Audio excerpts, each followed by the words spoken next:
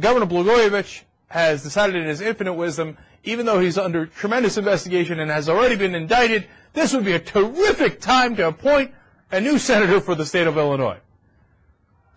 People are saying, no, wait a minute, you can't, what are you, crazy? You can't appoint someone. First of all, already the person who would have to sign off on this in Illinois is saying, I'm not even going to sign the papers to confirm that this person's a senator. And the person he has picked is Roland Burris, a longtime Democrat in Illinois, 71-year-old African-American, lovely gentleman, it appears. Has also given some money to Blagojevich. I'm sure that has nothing to do with it. And apparently, Mr. Burris seems a little surprised by how much money he has given to Blagojevich, as you'll see in the press conference.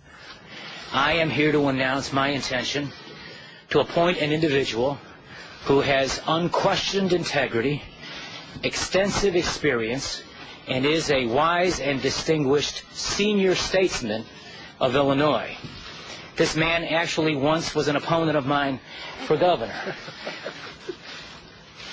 So I'm here today to announce that I am appointing Roland Burris as the next United States Senator from Illinois. And this is one process. I'm honored that I have been appointed, and we will deal with the next step in the process.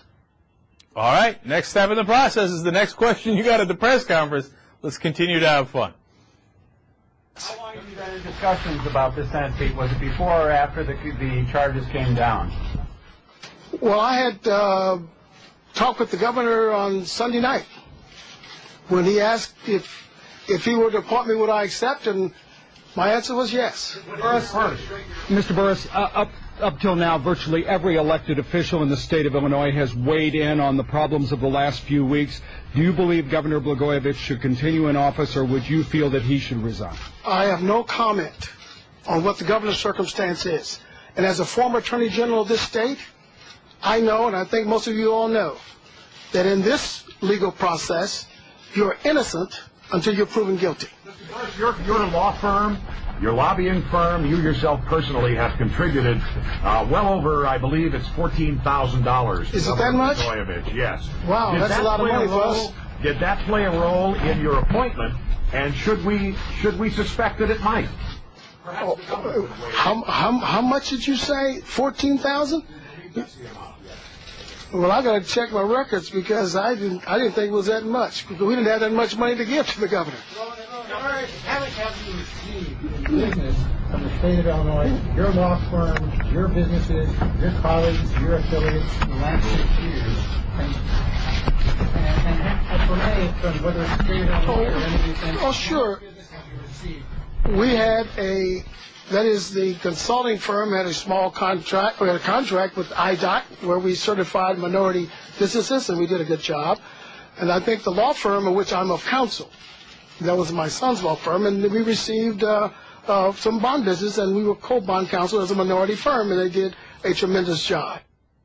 No, but that doesn't probably reflect any conflict of interest or anything like that. Oh, did we get business from the governor? Oh, did we? Oh, we gave him $14,000? Oh, I didn't know that. Are you sure it's $14,000? By the way, he gave a personal donation of $4,500 to Blagojevich's campaign fund in June of this year, when Blagojevich was knee-deep in the investigation, when it was already patently obvious how crooked Blagojevich was. Now, that was before he was trying to sell the Senate seat, obviously, but he was already under investigation for many other things. That's why he was being wiretapped. And then at the press conference, my man, Roland Burris, says, what? How do you pronounce Blagojevich? I never heard of that guy. What do you mean? Oh, he's under investigation? Oh, no, I got no comment on that. No. That's not my business. He's the guy who just appointed you. What do you mean you don't have any comment on it? Oh, that's great, man. And he's like, look. Innocent until proven guilty. And until he's proven guilty, he appointed me. Dance it. Show it. All right. Let me remind you that the state of Illinois and the people of the state of Illinois, in their collective wisdom, have sent 2 African Americans to the U.S. Senate. That makes a difference. We need to have not just one African American in the U.S. Senate. We need to have many African Americans in the U.S. Senate. So I applaud the governor for his decision. And I would ask you to not hang or lynch the appointee as you try to castigate the appointor. Separate, if you will, the appointee from the appointor. Now, wait a minute now. You got to separate the appointee from the appointor. Well, one of my questions is, do they really mean it? Like, I mean, do they, like, these three musketeers that got up there today, they think, like, we're going to get away with this? Like, this is a good idea. Hey, I know the guy who appointed him is massively corrupt. Maybe the most corrupt guy in the country.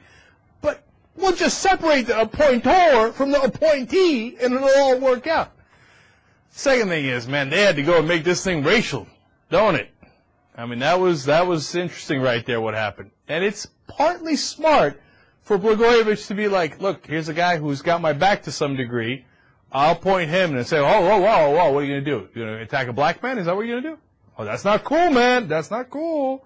And then Bobby Rush had to go and say, don't hang or lynch this guy. Hey. Now, hold up. No, that's not, now you went from being funny to being ridiculous. So step back from that, okay?